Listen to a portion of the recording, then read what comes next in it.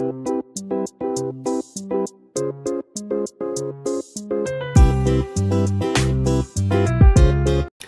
किचनमध्ये नमस्ते. मी बनवते बोंबलाची चटणी. तर इथे आहे ना बोंबील आहे ना साफ करून घेतलेलं आहे. पाठचं पुढचं डोकं असं कट केलेलं आहे आणि हे छोटं बोंबील आहे छान असं साफ करून घेतलेलं आहे. आता इथे पाणी घ्यायचं आणि स्वच्छ धुवून घ्यायचं.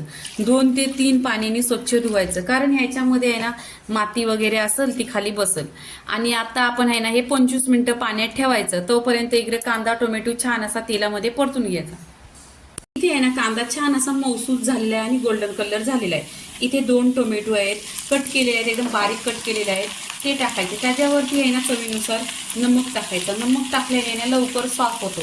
छान असं तेलावर परतून घ्यायचं. 1-2 मिनिटं आहे ना तेलावर परतून घ्यायचं. इथे आहे ना लगेच अद्रक लसणाची पेस्ट टाकायची 2 चमचा आणि तेलावर आहे ना छान असं परतून घ्यायचं. टोमॅटो कांदा सॉफ्ट एकदम झालेला आहे, मऊसूत झालेला आहे. इथे गरम मसाला अर्धी चमचा, गरम मसाल्याचा माझा व्हिडिओ आलेला आहे, तुम्ही पहा. इथे एक चमचा आगरी मसाला, अर्धी चमचा बडीशेप पावडर, 1 चमचा धना पावडर. जेव्हा पण चिकन असेल तुमच्या घरी किंवा अशी मच्छी तर धना पावडर आहे ना जास्त टाकायचं त्या व्हिडिओमध्ये. हळदी पावडर अर्धी चमचा. इथे सुके मसाले छान असं मिक्स करून घेतलेत आणि तेलावर परतून घेतलेत. पूर्णपणे मसाल्याचा कोरडंपणा निघाला पाहिजे. इथे आहे ना पाणी टाकायचा. मी इथे गरम पाणी करून घेतलेलं आहे. कोमट करा गरम करा, पण नेहमीच भाजीसाठी आहे ना गरम पाणी टाकायचं. पहा गरम पाणी केल्याने आहे ना लवकर होतं. इथे आहे ना मी आंबोशी टाकते, तुमच्याकडे असली तर टाका.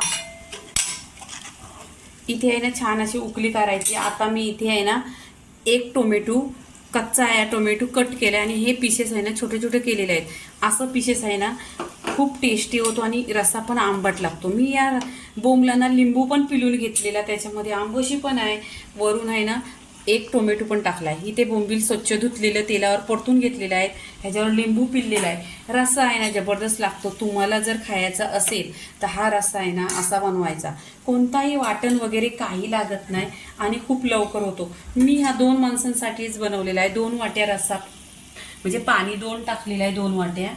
भरपूर अशी इथं कोथिंबीर टाकायची आणि गॅस स्लो करायचा आणि 10 मिनिटं छान असं शिजवून घ्यायचं. इथे आहे ना 20 मिनिटं पूर्णपणे झालेली आहेत आणि बोंबलाचा रस्सा एकदम छान झालेला आहे. इथे आहे ना भरपूर अशी कोथिंबीर टाकायची.